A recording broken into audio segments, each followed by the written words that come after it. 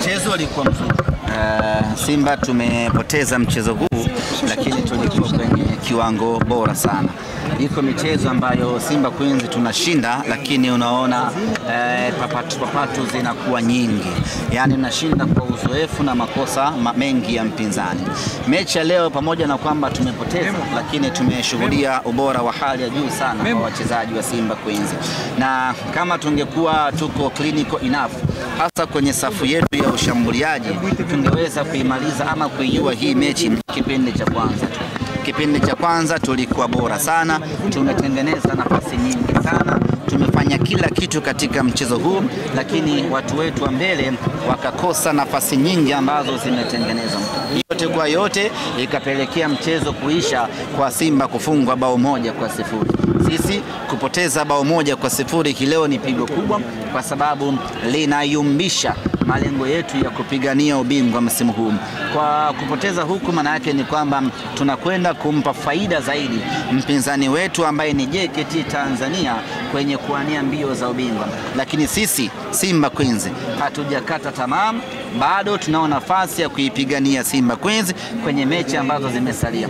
Na uzuri ni kwamba mpinzani ambaye tunapigania naye ubingwa kwa maana ya JKT Queens bado tuna mchezo naye mmoja mkononi. Kwa hiyo mimi na yeye, kwa maana mimi na JKT ama sisi na JKT, ndiyo mechi itakwenda kuamua nani aondoke na ndoo msimu huu. Nyie na JKT wawili tu? Ya, sisi na JKT, kwa sababu ukimwangalia Yanga Princess bado yuko chini sana. Kabla mechi ya leo tulikuwa tunampita pointi 10, ametufunga kileo, maana yake ni kwamba tumemzidi pointi 7. Pointi 7 ni gap kubwa sana kwenye ligi kama hii yenye ushindani. Kwa hiyo JKT kabla mechi ya leo tulikuwa tunamzidi alama 2. Kwa kupoteza huku, yeye akishinda mchezo wake, maana yake anakaa juu kwa alama 1. Kwa hiyo vita rasmi inakuwa ni baina ya Simba Sports Club na JKT Queens. Kwa Yanga Princess leo hiyo wameweza kushinda, wanacheza sana hapo uwanjani. Furaha ile ni kumfunga mtani na sio kwamba labda kuelekea katika kuchukua ubingwa. Sijajua wao furaha yao hasa ni ipi, lakini always timu ndogo inapoifunga timu kubwa lazima wapate kama hiyo. Timu ndogo inapoifunga timu kubwa lazima wapate furaha kama hiyo. Lakini kwa maana ama ukiniambia wana ndoto za ubingwa ni ngumu.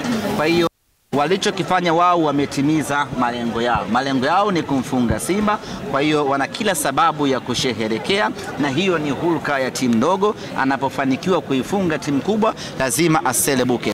Sisi tunarejea katika uwanja wa mazoezi na kuangalia mechi ya leo. Pamoja na kwamba tulikuwa bora, lakini tumekosea wapi kiufundi na kuweza kuruhusu bao 1. Kwa ushindi wa tatu. Nasikia mfutulisha Ahmed.